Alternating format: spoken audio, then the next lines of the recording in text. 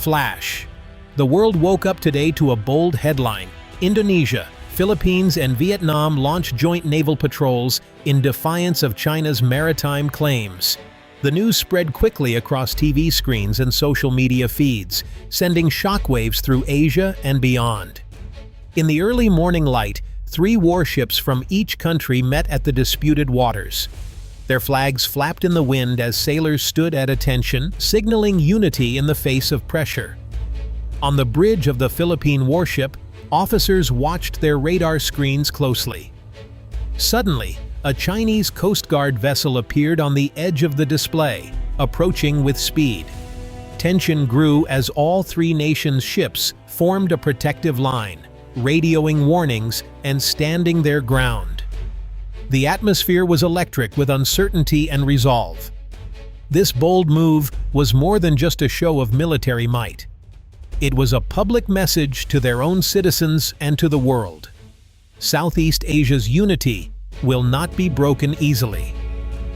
As the sun rose higher, reporters scrambled to capture every moment of this historic standoff, while diplomats in Jakarta, Manila, and Hanoi rushed to coordinate their next steps. The day was only beginning, but already history was being written on the waves of the South China Sea. The South China Sea is one of the world's busiest waterways. But it is not just important for ships and trade. Beneath the surface lie valuable oil and gas reserves. The sea is rich with fish, feeding millions of people in the region. Yet, this wealth has also brought conflict, not peace. China claims almost the whole sea as its own. It draws a 9-dash line on the map, reaching deep into the waters that Indonesia, the Philippines, and Vietnam consider their own. Over the last decade, China has built artificial islands and military bases. It uses Coast Guard vessels to chase away foreign fishermen and block rival ships. This aggressive activity has caused many standoffs.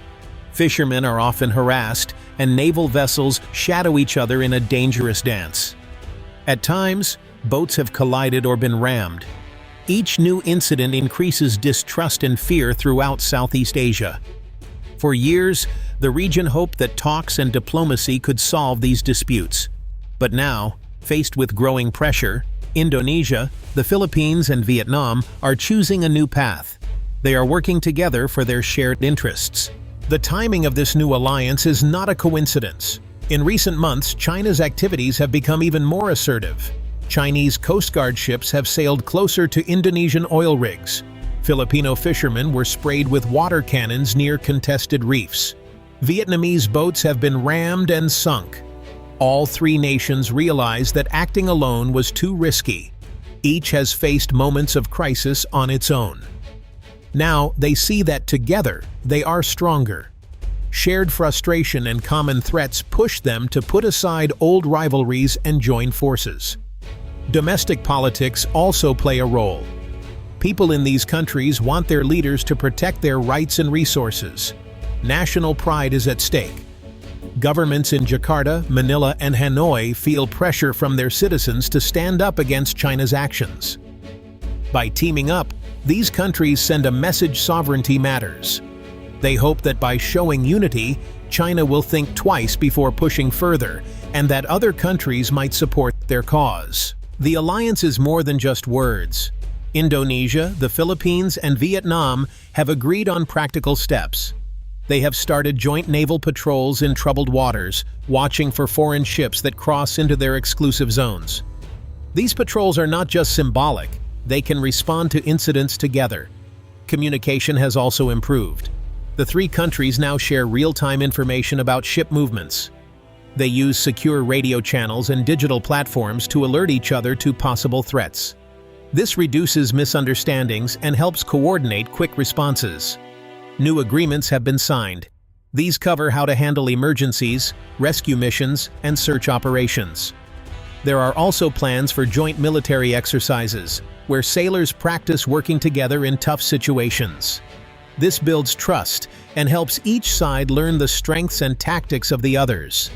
By combining their efforts, the trio hopes to create a safer environment for their fishermen and oil workers.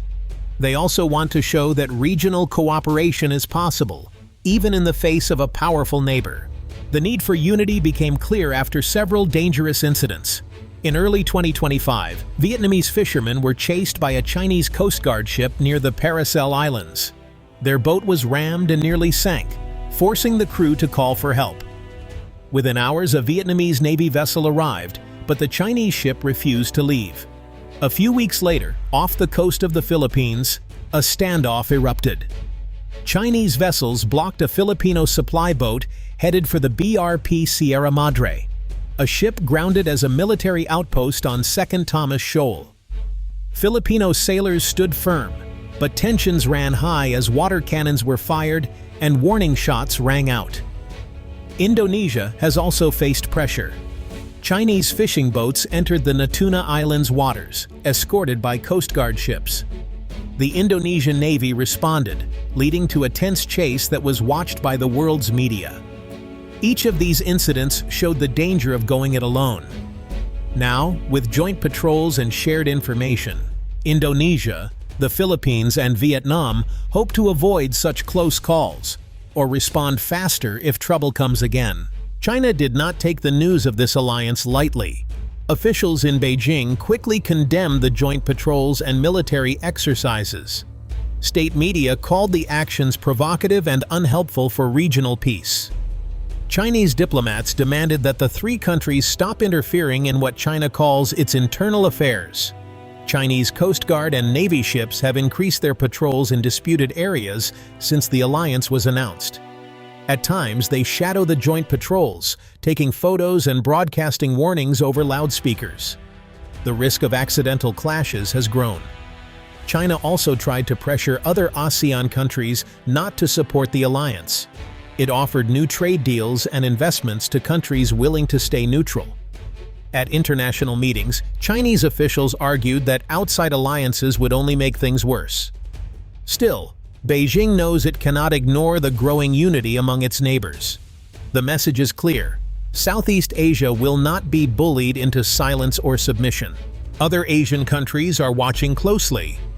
Malaysia and Brunei, who also have claims in the South China Sea, have expressed cautious support.